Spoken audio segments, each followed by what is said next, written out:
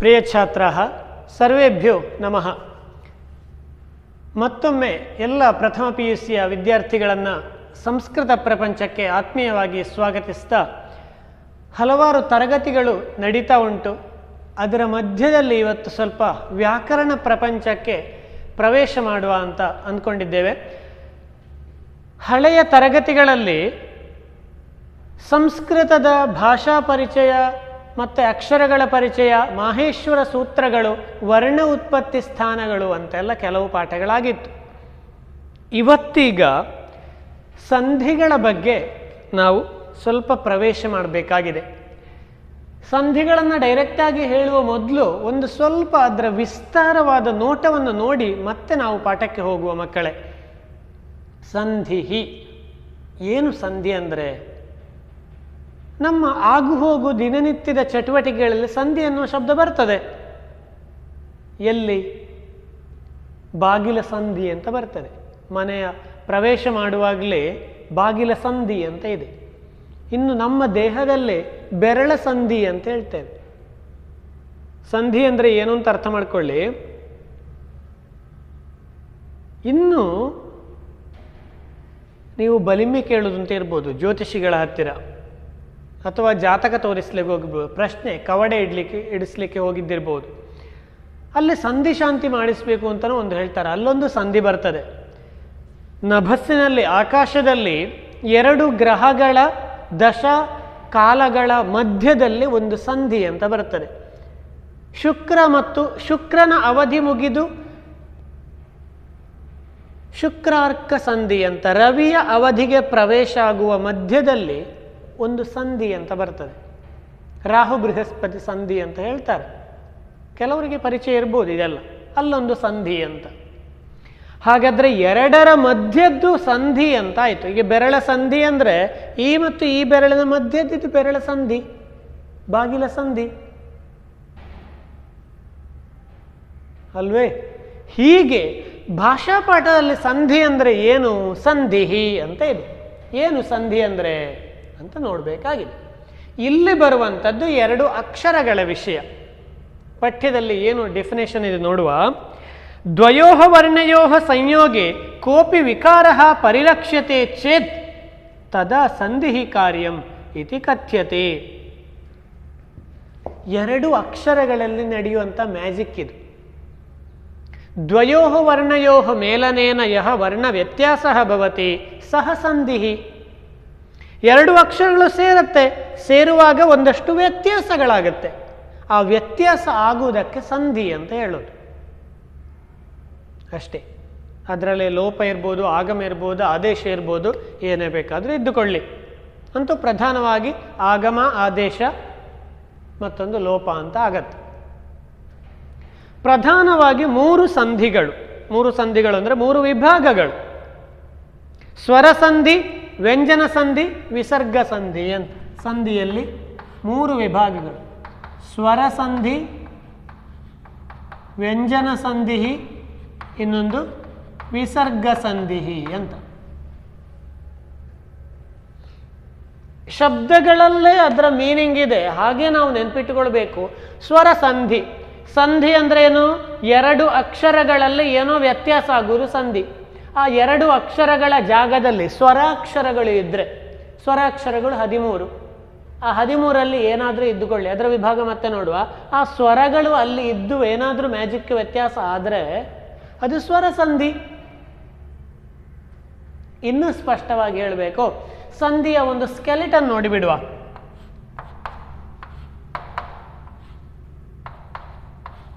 ಹೀಗೆ ಇರೋದು ಇದರ ಒಂದು ಸ್ಕೆಲಿಟನ್. ಪೂರ್ವ ಪದ, ಉತ್ತರ ಪದ, ಸಂಧಿ ಪದ ಅಥವಾ ಸಮಸ್ತ ಪದ, ಇದು ಸಂಧಿನಾಮ.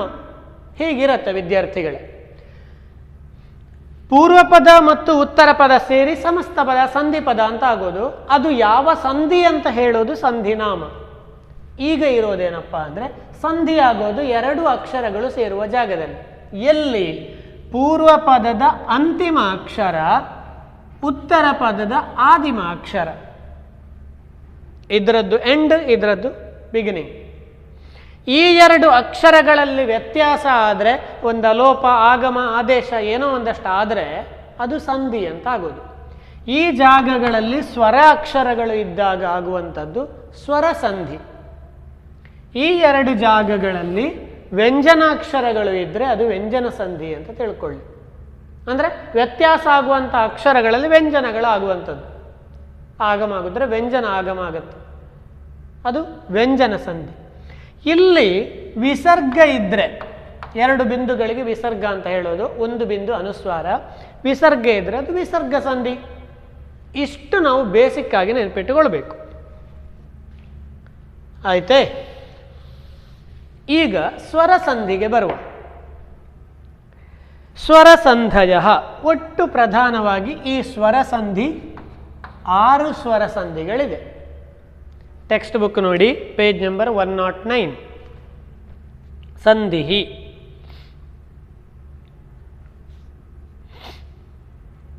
ಸಂಸ್ಕೃತ ವ್ಯಾಕರಣೆ ಅಚ್ಚು ಪ್ರತ್ಯಾಹಾರ ಸ್ವರಬೋಧಕ. ಸಮಾಧಾನವಾಗಿ ಅರ್ಥ ಮಾಡಿಕೊಳ್ಳಿ. ಅಚ್ ಅಂತ ಒಂದು ಶಬ್ದವನ್ನು ಹೇಳಿದ್ವಿ. ಏನು ಅಚ್ ಅಂದರೆ? ಅದು ಒಂದು ಪ್ರತ್ಯಾಹಾರ. ಪ್ರತ್ಯಾಹಾರ ಅಂದರೆ ಏನು? ಆದಿಯ ಅಕ್ಷರವನ್ನು ಮತ್ತು ಅಂತ್ಯದ ಅಕ್ಷರವನ್ನು ಸೇರಿಸಿ ಹೇಳುವಂತಹ ಒಂದು ವ್ಯಾಕರಣದ ಕ್ರಮಕ್ಕೆ ಪ್ರತ್ಯಾಹಾರ ಅಂತ ಹೇಳೋದು. ಒಂದು ಕ್ಲಾಸ್ ರೂಮಲ್ಲಿ ಆದಿಯಲ್ಲಿ ಗಣೇಶ ಅಂತ ಇದ್ದಾನೆ, ಕೊನೆಯಲ್ಲಿ ಹರೀಶ ಅಂತ ಇದ್ದಾನೆ.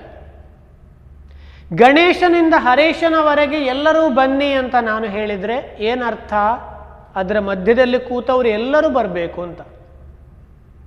ಅದೇ ಥರ ಆದಿಂದ ಆರಂಭಿಸಿ ಚೂ ತನಕ ಇರುವಂತಹ ಅಕ್ಷರಗಳು ಅಂತ ಅರ್ಥ. ಅಚ್ ಅಂದರೆ ಇದಕ್ಕೆ ಪ್ರತ್ಯಾಹಾರ ಅಂತ ಕರೆಯೋದು. ಇದು ಆದಿಮ ಅಕ್ಷರ, ಇದು ಅಂತ್ಯದ ಅಕ್ಷರ. ಇದರ ಮಧ್ಯದಲ್ಲಿ ಹಾಗಾದರೆ ಏನೋ ಒಂದಷ್ಟು ಇದೆ. ಏನದು? ಮೊನ್ನೆ ಹೇಳಿದ ಹಾಗೆ ಮಾಹೇಶ್ವರ ಸೂತ್ರದಲ್ಲಿ ಐ ಒಣ್ ರಿಲ್ ಋಕ್ ಎ ಓಂ ಐ ಔಚ್ ಚ ಚ ಬಂತಲ್ಲ. ಐ ಒಣ್ ಆ ಆರಂಭವಾಗಿದೆ, ಇದರ ಮಧ್ಯದಲ್ಲಿ ಐ ಒಣ್ ರಿಲ್ ಋಕ್ ಎ ಓಂ ಐ ಔ ಚ ಚ ಇಲ್ಲಿದೆ. ಹಾಗಾಗಿ ಆದಿಂದ ಆರಂಭಿಸಿ ಚೂವರೆಗೆ ಇರುವಂತಹ ಅಕ್ಷರಗಳು ಎಲ್ಲದೂ ಕೂಡ ಅಚ್ಚು ವರ್ಣಗಳು ಅಂತ ಆಗತ್ತೆ. ಅವೇ ಸ್ವರಾಕ್ಷರಗಳು. ಈಗ ಆದಿಂದ ಚೂವರೆಗೆ ಬೇರೆ ಯಾವುದೇ ವ್ಯಂಜನ ಇಲ್ಲ. ಅರ್ಧ ಅಕ್ಷರ ಇದ್ರೆ ಲೆಕ್ಕಕ್ಕಿಲ್ಲ. ಐ ಉಣ್ ನು ಬಂತು, ನು ವ್ಯಂಜನ ಅಲ್ವೇ? ಅರ್ಧ ಅಕ್ಷರ ಲೆಕ್ಕಕ್ಕಿಲ್ಲ. ಆ ಈ ಉ ನು ಇಲ್ಲ, ಋಲ್ ಋ ಕು ಇಲ್ಲ, ಎ ಓ ನು ಇಲ್ಲ, ಐ ಔ ಚು ಇಲ್ಲ. ಹೀಗೆ ಇದು ಇಷ್ಟನ್ನು ನಾವು ಸ್ವರಾಕ್ಷರಗಳು ಅಂತ ಕರ್ತಿದ್ದೇವೆ. ಐ ಉಣ್ಣಲ್ಲಿ ಆ ಅಂದರೆ ಆ ಅನ್ನೋದು ಅದ್ರ ಸೇರ್ಕೊಳ್ತು ಅಂತ ಅರ್ಥ. ಈ ಅಂದರೆ ಈ ಅನ್ನೋ ಇದೆ ಅಂತ ಅರ್ಥ. ಹಾಗಾಗಿ ಆ ಇಲ್ಲ ಅಂತ ಹೇಳಬಾರ್ದು, ಎಲ್ಲ ಸ್ವರಾಕ್ಷರಗಳು ಇದೆ. ಅದಕ್ಕೆ ಅಚ್ ಅನ್ನೋದಕ್ಕೆ ಸ್ವರಗಳು ಅಂತಲೇ ಹೇಳ್ತಾರೆ. ಅಚ್ ಅಂದರೆ ಸ್ವರಗಳೇ. ಸಂಸ್ಕೃತ ವ್ಯಾಕರಣೆ ಅಚ್ಚು ಪ್ರತ್ಯಾಹಾರ ಸ್ವರಬೋಧಕ, ಸ್ವರವನ್ನು ತಿಳಿಸುವಂಥದ್ದು ಅಚ್ಚು. ಅದಕ್ಕಾಗಿಯೇ ಸ್ವರಸಂಧಿಗೆ ಅಚ್ಚು ಸಂಧಿ ಅಂತಲೂ ಮತ್ತೊಂದು ಹೆಸರು. ಸ್ವರಸಂಧಿ ಇಸ್ ಈಕ್ವಲ್ ಟು ಅಚ್ ಸಂಧಿ. ಅತಃ ಸ್ವರಸಂಧಿ ಅಚ್ ಸಂಧಿ ಇತಿ ಕಥ್ಯತೆ. ಸ್ವರಸಂಧಿಷು ಸವರ್ಣದೀರ್ಘಸಂಧಿ, ಗುಣಸಂಧಿ, ವೃದ್ಧಿಸಂಧಿ, ಯಣ್ ಸಂಧಿ, ಅಯಾದಿಸಂಧಿ, ಪೂರ್ವರೂಪಸಂಧಿ ಇತಿ ಪ್ರಮುಖ ಸಂಧಯ ವರ್ತಂತೆ. ನಂಬರ್ 1. ಈಗ ಸ್ವರಸಂಧಿಯಲ್ಲಿದ್ದೇವೆ. ಸ್ವರಸಂಧಿಯಲ್ಲಿ ಮೊದಲನೆಯದ್ದು ಸವರ್ಣ ದೀರ್ಘ ಸಂಧಿ ಅಂತ ಅರ್ಥ. ಮತ್ತೆ ಹೇಳ್ತಾ ಇದ್ದೇನೆ, ಸಂಸ್ಕೃತದ ಎಲ್ಲ ವಿಷಯ ಎಲ್ಲದನ್ನು ಕೂಡ ಆ ಪದದಲ್ಲೇ ನಾವು ಅದರ ಅರ್ಥವನ್ನು ಮ್ಯಾಕ್ಸಿಮಮ್ ತುರ್ಕಿಸ್ಲಿಕ್ಕೆ ನೋಡಬೇಕು. ಸವರ್ಣ ದೀರ್ಘ ಸಂಧಿ. ಸಂಧಿ ಅಂದರೆ ಹೇಳಿದೆ ಆವಾಗಲೇ, ಎರಡು ಅಕ್ಷರಗಳು ಮೇಲನಾದಾಗ ಒಂದಷ್ಟು ವ್ಯತ್ಯಾಸಗಳಾದರೆ ಅದು ಸಂಧಿ. ಸಂಧಿ ಅಂದರೆ ಗೊತ್ತಾಯಿತು. ಸವರ್ಣ ಸಮಾನವಾದ ಎರಡು ವರ್ಣಗಳು, ಸೇಮ್ ಸಮಾನವಾದ ಎರಡು ವರ್ಣಗಳು. ದೀರ್ಘ ಸಮಾನವಾದ ಎರಡು ವರ್ಣಗಳು ದೀರ್ಘವಾದರೆ ಆ ಸವರ್ಣ ದೀರ್ಘ ಸಂಧಿ ಅಷ್ಟೆ. ಆ ಇದ್ರೆ ಆ ಅಂತ ಆಗುತ್ತೆ, ಆ ಇದ್ರೆ ಆ ಅಂತಾನೆ ಆಗೋದು. ಆ ಮತ್ತು ಆ ಇದ್ರೆ ಆ ಅಂತಾನೆ ಆಗೋದು. ಅಂತೂ ಸಮಾನವಾದ ಎರಡು ವರ್ಣಗಳು ದೀರ್ಘವಾದರೆ ಸವರ್ಣ ದೀರ್ಘ ಸಂಧಿ. ಆ ಸಮಾನವಾದ ಎರಡು ವರ್ಣಗಳು ಯಾವುದಾಗಿರುತ್ತೆ? ಯಾವ ಹೆಡ್ಡಿಂಗ್ನ ಕೆಳಗಡೆ ನಾವು ಓದ್ತಾ ಇದ್ದೇವೆ? ಸ್ವರ. ಸಮಾನವಾದ ಎರಡು ಸ್ವರವರ್ಣಗಳು ಅನ್ನೋದು ಅಂಡರ್ಸ್ಟುಡ್. ಅಕಸ್ಸವರ್ಣೇ ದೀರ್ಘ ಅಂತ ಬೋಲ್ಡ್ ಲೆಟರಲ್ಲಿ ಕೊಟ್ಟಿದ್ದಾರೆ ನೋಡಿ ಟೆಕ್ಸ್ಟ್ ಬುಕ್ಕಲ್ಲಿ. ಟೆಕ್ಸ್ಟ್ ಬುಕ್ ಕಂಪಲ್ಸರಿ ಪಾಠ ಆಗುವಾಗ. ಭಾಷಾ ಪಾಠದಲ್ಲಿ ಟೆಕ್ಸ್ಟ್ ಬುಕ್ ಇಲ್ಲದಿದ್ದರೆ ಅರ್ಧಂಬರ್ಧ ಕಲ್ತಾಗೆ ಆಗ್ತದೆ. ಕಲ್ತ ಆದಮೇಲೆ ಮತ್ತೊಂದು ಸಲ ಕಲಿಯುವಾಗ ಬೇಕಾದರೆ ಟೆಕ್ಸ್ಟ್ ಬುಕ್ ಒಳಗೆ ಇಟ್ಟುಕೊಳ್ಳಿ. ನೀವು ಫಸ್ಟ್ PU ಫಸ್ಟ್ ಟೈಮ್ ಓದ್ತಾ ಇದ್ದೀರಿ, ಹಾಗಾಗಿ ಟೆಕ್ಸ್ಟ್ ಬುಕ್ ಕಂಪಲ್ಸರಿ. ಅಕಸ್ಸವರ್ಣೇ ದೀರ್ಘ ಇದು ವ್ಯಾಕರಣ ಸೂತ್ರ. ಇದು ಪಾಣಿನಿ ಮಹರ್ಷಿಗಳು ಸಿದ್ಧಾಂತ ಕೌಮುದಿ ಅಂತ ಒಂದು ಸಂಸ್ಕೃತ ವ್ಯಾಕರಣವನ್ನು ಬರೆದಿದ್ದಾರೆ.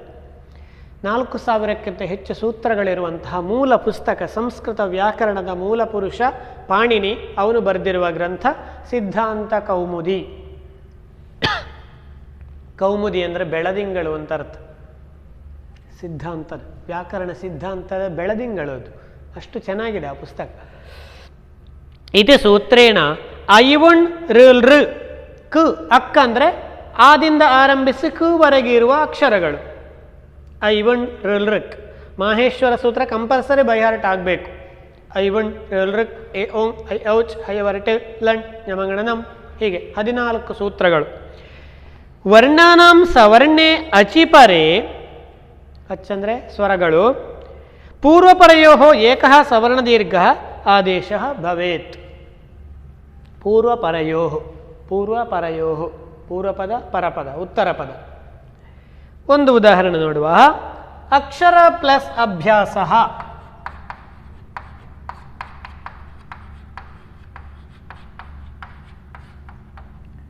ಇದು ಒಂದು ಉದಾಹರಣೆ. ಅಕ್ಷರ ಪ್ಲಸ್ ಅಭ್ಯಾಸ, ಇದು ಪೂರ್ವ ಪದ, ಇದು ಉತ್ತರ ಪದ. ಮೊದಲಿರುವುದು ಪೂರ್ವ, ಆಮೇಲಿರುವುದು ಉತ್ತರ. ಪೂರ್ವ ಪದದ ಕೊನೆಯ ಅಕ್ಷರ, ಕೊನೆಯ ಅಕ್ಷರ ಅಂದರೆ ರಾ. ಅಂದರೆ ಇದರಲ್ಲಿ 2 ಅಕ್ಷರಗಳಿದೆ. ಇದು ಗುಣಿತಾಕ್ಷರ ಋ ಪ್ಲಸ್ ಆ ರ. ಸೊ ಅಕ್ಷರ ರಾ, ರಾದ ಕೊನೆಯ ಅಕ್ಷರ ಆ, ಪೂರ್ವ ಪದದ ಕೊನೆಯ ಅಕ್ಷರ ಪ್ಲಸ್ ಅಭ್ಯಾಸ, ಉತ್ತರ ಪದದ ಮೊದಲ ಅಕ್ಷರ ಆ. ಆಕ್ಕೆ ಆಪರವಾಗಿದೆ. ಸಮಾನವಾದ ಸವರ್ಣ ದೀರ್ಘ ಸಂಧಿ. ಸಮಾನವಾದ 2 ವರ್ಣಗಳು ಆ ಸಮಾನ, ಸೇಮ್ ವರ್ಣಗಳು. ಅಕ್ಷರ ಪ್ಲಸ್ ಅಭ್ಯಾಸ, ಅಕ್ಷರಾಭ್ಯಾಸ ಅಂತ ಆಗತ್ತೆ. ಹೇಗಾಗತ್ತೆ? ಯಾಕೆ ಹಾಗೇ ಆಗಬೇಕು? ಸಂಸ್ಕೃತ ವ್ಯಾಕರಣದಲ್ಲಿ ಸಿದ್ಧ ಆಗಿದೆ ರೂಪ. ಹೀಗಿದ್ರೆ ಹೀಗೇ ಆಗತ್ತೆ ಅಂತ. ಆಕ್ಕೆ ಆ ಸೇರಿದ್ರೆ ಆ ಅಂತ ಆಗುತ್ತೆ. ಸಮಾನವಾದ ವರ್ಣ ದೀರ್ಘ ಆದರೆ ಸವರ್ಣ ದೀರ್ಘ ಸಂಧಿ. ಈಗೆ ಈ ಸೇರಿದ್ರೆ ಈ ಆಗತ್ತೆ. ಊಗೆ ಊ ಸೇರಿದ್ರೆ ಊ ಆಗತ್ತೆ. ಋಗೆ ಋ ಸೇರಿದ್ರೆ ಋ ಆಗತ್ತೆ. ಅಷ್ಟೇ. ಅಕ್ಷರ ಪ್ಲಸ್ ಅಭ್ಯಾಸ, ಅಕ್ಷರಾಭ್ಯಾಸ. ಆಮೇಲೆ ಬರೆಯೋದು ಸವರ್ಣ ದೀರ್ಘ ಸಂಧಿ.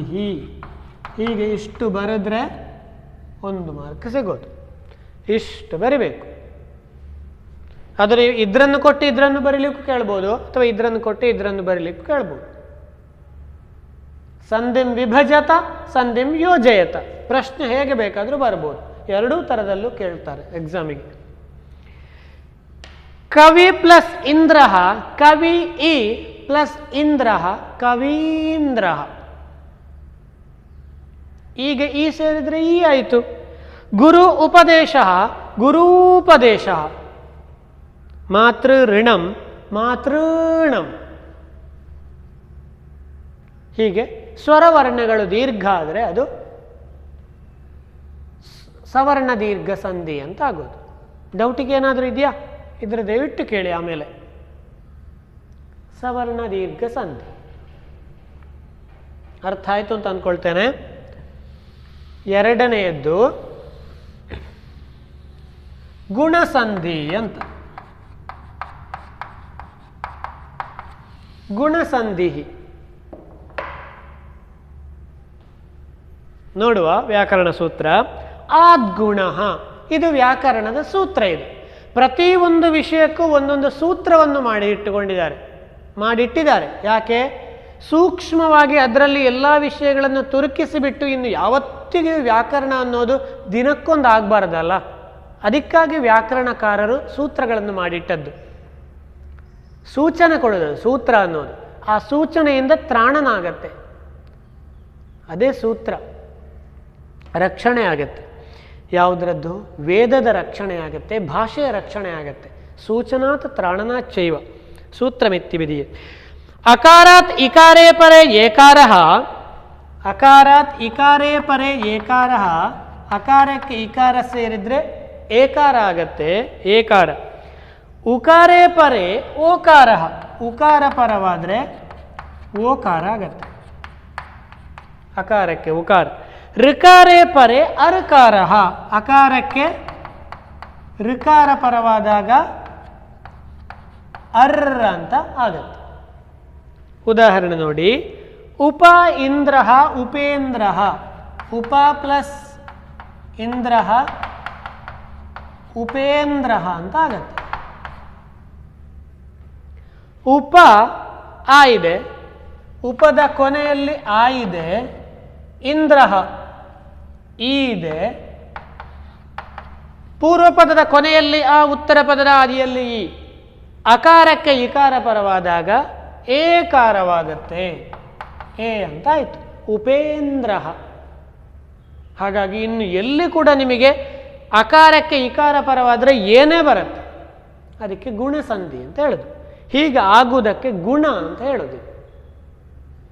ಸೇರುವುದದು, ಅದೇ ಗುಣ. ಶಬ್ದದಲ್ಲೇ ಅರ್ಥ ಇದೆ. ಅಕಾರಕ್ಕೆ ಉ ಸೇರಿದ್ರೆ ಓ ಅಂತ ಆಗೋದು, ಅಕಾರಕ್ಕೆ ಋ ಸೇರಿದ್ರೆ ಅರ್. ನಿಮ್ಮ ಟೆಕ್ಸ್ಟ್ ಬುಕ್ಕಲ್ಲಿ ಕೊಟ್ಟಿದ್ದಾರೆ.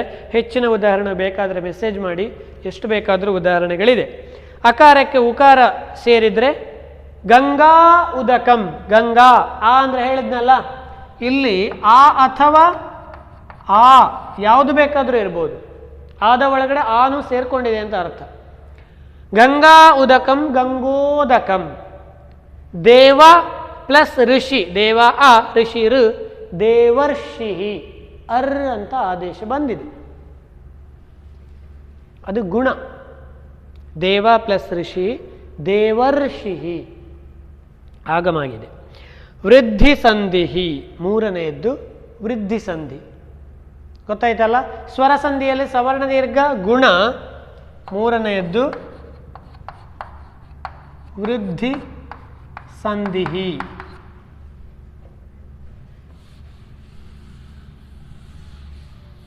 ಇದೆಲ್ಲದೂ ಕೂಡ ಹೈಸ್ಕೂಲ್ಗಳಲ್ಲಿ ಆಗಿರುವಂಥದ್ದೇ. ಆದರೆ ಒಂದು ಸಲ ರೀಕಾಲ್ ಆಗಬೇಕಲ್ಲ, ಭಾಷೆ ನಾವು ಸ್ಪಷ್ಟವಾಗಿ ಸರಿಯಾಗಿ ಆವತ್ತು ಹೇಳಬೇಕು. ಅದು ಸರಿ ಆಗಬೇಕಾದ್ರೆ ಸಂಧಿಗಳ ಪರಿಚಯ ಬೇಕೇ ಬೇಕು. ಉಪಹಾರ ಮಂದಿರ ಅಂತ ಹೇಳ್ತಾರೆ, ಬೋರ್ಡ್ ಹಾಕ್ತೀರಿ. ಕೆಲವರು ಹೋಟೆಲ್ ಮ್ಯಾನೇಜ್ಮೆಂಟ್ ಬಿಸ್ನೆಸ್ ಮಾಡೋರು ಇರ್ಬೋದು ಅಲ್ವಾ, ಗಣೇಶ್ ಉಪಹಾರ ಮಂದಿರ, ಸರಿ ಅದು. ಅಲ್ಲೆಲ್ಲ ಸಂಧಿಗಳ ಪರಿಜ್ಞಾನ ಇಲ್ಲದವರು ಹಾಗೆ ಫ್ಲೆಕ್ಸ್ ಪ್ರಿಂಟ್ ಮಾಡಿದವರು ಗೊತ್ತಿಲ್ಲ, ಓನರಿಗೂ ಗೊತ್ತಿಲ್ಲ. ಸಂಧಿ ಪಾಠ ಆಗುವಾಗ ನಿದ್ದೆ ಮಾಡ್ತಾ ಇದ್ದಿರ್ಬೋದು, ಗೊತ್ತಿಲ್ಲ ಅಲ್ವೇ. ಉಪ ಪ್ಲಸ್ ಆಹಾರ, ಉಪಾಹಾರ ಸವರ್ಣ ದೀರ್ಘ ಸಂಧಿ ಆಗಿದೆ. ಉಪಹಾರ ಅಂತ ಬರೆದಿದ್ದಾರೆ, ಉಪಹಾರ ಕೆಫೆ ಹೀಗೆಲ್ಲ ಬರೀತಾರೆ, ಹಾಗಲ್ಲ ಅದು. ಉಪಾಹಾರ ಮಂದಿರ ಹಾಗೆ ಸುಮಾರಿದೆ. ವೃದ್ಧಿ ಸಂಧಿ, ವೃದ್ಧಿರಾದೈಚ್ ಅನ್ನೋದು ವ್ಯಾಕರಣ ಸೂತ್ರ. ವೃದ್ಧಿ ಸಂಧಿಯನ್ನು ವಿವರಿಸುವ ಸಿದ್ಧಾಂತ ಕೌಮುದಿ ಗ್ರಂಥದ ಸೂತ್ರ ಯಾವುದಪ್ಪ ಅಂದರೆ ವೃದ್ಧಿರಾದೈಚ್. ಅಕಾರಾತ್ ಆಕಾರಾತ್ ವಾ ಎ ಐಕಾರಯೋ ಪರಯೋ ಐಕಾರ ಓ ಔಕಾರಯೋ ಪರಯೋ ಔಕಾರ ಆದೇಶೋ ಭವತಿ.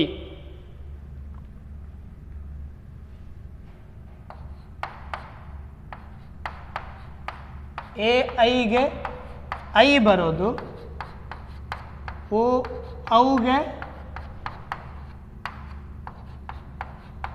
ಔ ಅನ್ನೋದು ಆದೇಶ ಬರೋದು.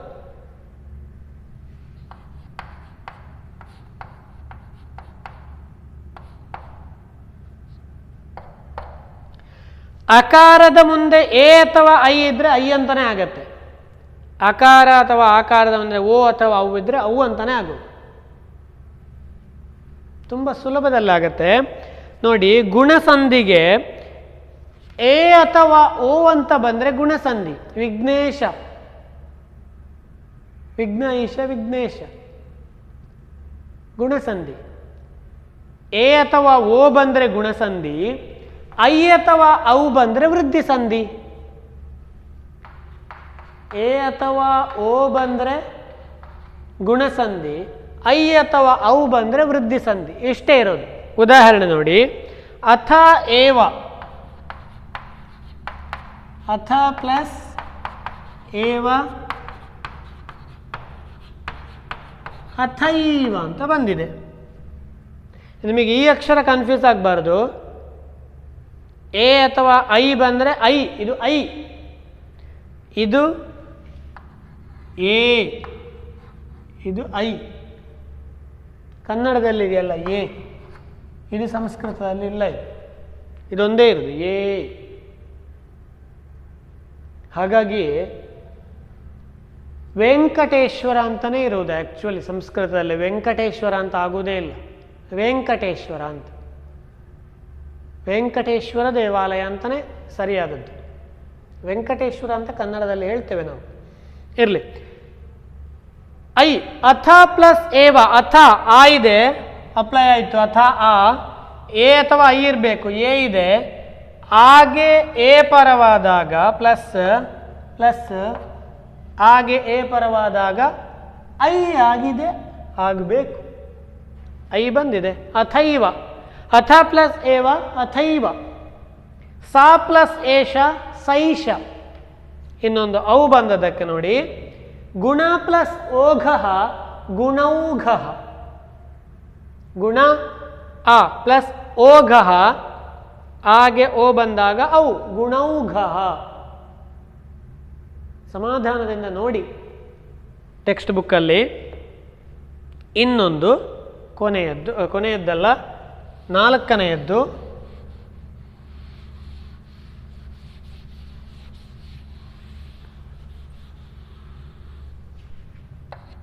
ಎಣ್ ಸಂಧಿ ಅಂತ. ಎಣ್ ಮತ್ತೆ ಬೇಕು. ಮಾಹೇಶ್ವರ ಸೂತ್ರಗಳು ಇಲ್ಲದೆ ನಿಮಗೆ ಸಂಧಿ ಅರ್ಥ ಆಗಲಿಕ್ಕೆ ಸಾಧ್ಯನೇ ಇಲ್ಲ, ನೆನ್ಪಿಟ್ಟುಕೊಳ್ಳಲಿಕ್ಕೆ ಸಾಧ್ಯ ಇಲ್ಲ. ಎಣ್ ಅಂದ್ರೆ ಏನು? ಯವರಟ್ ಲಣ್, ಯಾದಿಂದ ಆರಂಭಿಸಿ ಣ ತನಕ ಇರುವಂತಹ ಅಕ್ಷರಗಳು. ಯ ವ ರ ಟ, ಟ ಇಲ್ಲ, ಲ ಣ ಲ, ನಾಲ್ಕೇ ಅಕ್ಷರಗಳು. ಯ ವ ರ ಲ, ಈ ನಾಲ್ಕು ಅಕ್ಷರಗಳ ಪ್ರತ್ಯಾಹಾರಗಳಿಗೆ ಎಣ್ಣು ಅಕ್ಷರಗಳು ಅಂತ ಹೇಳೋದು, ಎಣ್ಣು ಪ್ರತ್ಯಾಹಾರ ಅಂತ ಹೇಳೋದು. ಈ ಎಣ್ಣನ್ನಿಟ್ಟುಕೊಂಡೇ ಸಂಧಿ ಬಿಲ್ಡಪ್ ಆಗಿರೋದು. ಇಕೋ ಎಣಚಿ ಅಂತ ವ್ಯಾಕರಣದ ಸೂತ್ರ. ಇಕೋ ಎಣಚಿ ಇದು ಪಾಣಿನೀಯಂ ಸೂತ್ರಂ. ಅಸವರ್ಣೇ ಸ್ವರೇ ಪರೆ ಈಕಾರಯೋ ಸ್ಥಾನೆ ಯುಕಾರ, ಊಕಾರಯೋ ಸ್ಥಾನೆ ವಕಾರ, ಋಕಾರಯೋ ರೇಪಶ್ಚ ಕ್ರಮಶಃ ಆದೇಶತ್ವೇನ ಭವತಿ.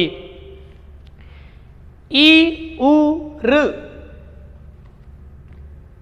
ಇತಿ ಪ್ಲಸ್ ಅತ್ರ. ನೇರವಾಗಿ ಉದಾಹರಣೆಗೆ ಹೋಗುವ. ಇತಿ ಪ್ಲಸ್ ಅತ್ರ ಇತ್ಯತ್ರ. ನೋಡಿ, ಹೊಸದಾಗಿ ಬರುವ ಅಕ್ಷರ ಎಣ್ಣಕ್ಷರ ಆಗಿದ್ರೆ ಅದು ಎಣ್ ಸಂಧಿ. ಇಲ್ಲಿ ಎಲ್ಲೂ ಇಲ್ಲದೆ ಇಲ್ಲಿ ಒಂದು ಹೊಸತಾದ ಅಕ್ಷರ ಬರ್ತದೆ ಅಲ್ವೇ, ಆ ಅಕ್ಷರ ಈ ಗ್ರೂಪಲ್ಲಿ ಇದ್ರೆ ಅದು ಎಣ್ ಸಂಧಿ. ಆ ಗ್ರೂಪ್ ಅಂದ್ರೆ ಯು ರು ಲು, ಇದರಲ್ಲಿ ಇದ್ರೆ ಆಯ್ತು. ಇತಿ ಅನ್ನುವಲ್ಲಿ ಈ ಇದೆ, ಅತ್ರ ಅನ್ನುವಲ್ಲಿ ಆ ಇದೆ, ಇತ್ಯತ್ರ ಅನ್ನುವಲ್ಲಿ ಒಂದು ಯು ಬಂತು ಹೊಸದಾಗಿ. ಇಲ್ಲಿ ಯು ಇರಲಿಲ್ಲ, ಇಲ್ಲಿ ಬಂತು. ಈ ಯಾ ಅನ್ನೋದು ಇಲ್ಲಿದೆ, ಅದು ಎಣ್ ಸಂಧಿ. ತುಂಬ ಸರಳವಾಗಿ ಅರ್ಥ ಮಾಡ್ಕೊಳ್ಳಿ.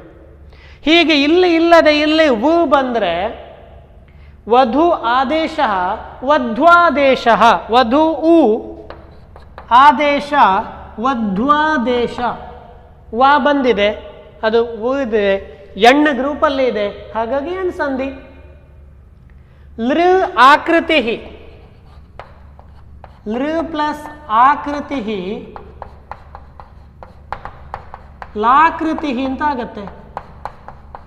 ಲೃ ಪ್ಲಸ್ ಆಕೃತಿ ಲಾಕೃತಿ ಅಂತ. ಇಲ್ಲಿ ಲು ಅನ್ನೋದು ಲೃ ಆಕೃತಿ ಲೃ ಈ ಲು ಇಲ್ಲೇ ಇದೆ. ಋ ಹೋಗಿ ಋನ ಜಾಗಕ್ಕೆ ಇಲ್ಲಿ ಲು ಅನ್ನೋದು ಆದೇಶ ಬಂದಿದೆ. ಲಾಕೃತಿ ಲೃ ಪ್ಲಸ್ ಆಕೃತಿ ಲಾಕೃತಿ ಈ ಥರಂಥದ್ದು. ಲೃ ಪ್ಲಸ್ ಲು ಈ ಲು ಅನ್ನೋದು ಹೊಸದಾಗಿ ಬಂದಿದೆ. ಲಾಕೃತಿ ಈ ತರಹ ಎಣ್ಣು ಸಂಧಿ ಅನ್ನೋದು ಆಗತ್ತೆ. ಮತ್ತೊಂದು ಬಾರಿ ದಯವಿಟ್ಟು ಪುಸ್ತಕ ನೋಡಿ ಒಂದೆರಡು ಉದಾಹರಣೆಗಳನ್ನು ವರ್ಕೌಟ್ ಮಾಡಿ. ಅರ್ಥ ಆಗದಿದ್ದರೆ ಕೇಳಿ. ಸಂಧಿಗಳು ತುಂಬ ಪ್ರಧಾನ, ಪರೀಕ್ಷೆಗಲ್ಲ, ನಿಮ್ಮ ಭಾಷೆ, ನಿಮ್ಮ ಉಚ್ಚಾರ, ನಿಮ್ಮ ವ್ಯಕ್ತಿತ್ವದ ವಿಕಾಸಕ್ಕೆ. ಧನ್ಯವಾದಗಳು.